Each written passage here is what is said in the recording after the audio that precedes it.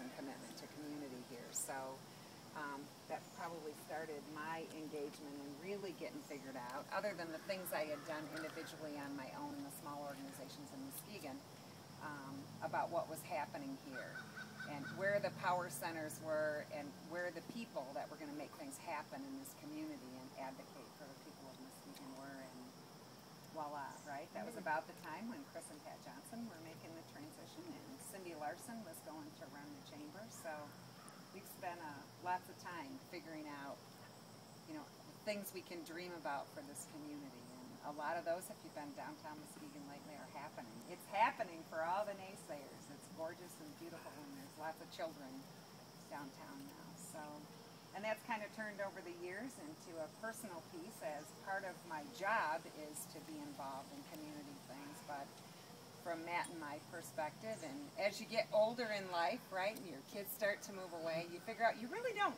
need anything anymore, and what's really the legacy you want to leave here.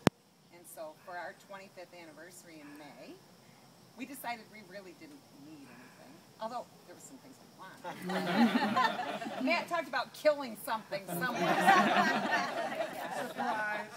Yeah, but we decided we were going to create a family fund for our family, to be able to start now, and by the time we got ready and continue with our kids, to create a legacy here of something that would commemorate our life in Muskegon and be able to move forward. So we've now kind of crossed the bridge to our personal stuff, and it's really fun as we named our kids trustees as well. And Paige came home she's been in California at a special needs respite camp for the summer. She's never worked with special needs people before, and this was adults and children.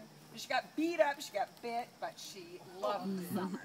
It was the most rewarding thing she's done in her short 20-year life, and it's really changed how she thinks about life and things. And so she came home and said, you know what, we need to use our fund to do some special needs work in the community, and a collection of our kids. And my son's been connected, thanks to Chris helping him get some opportunities here to work with some of the indigent care clinics. And so it's kind of clicked for us, and hopefully by us taking that step forward, it'll perpetuate our kids to continue to know what a great opportunity we have in this community and how much we love Muskegon, right?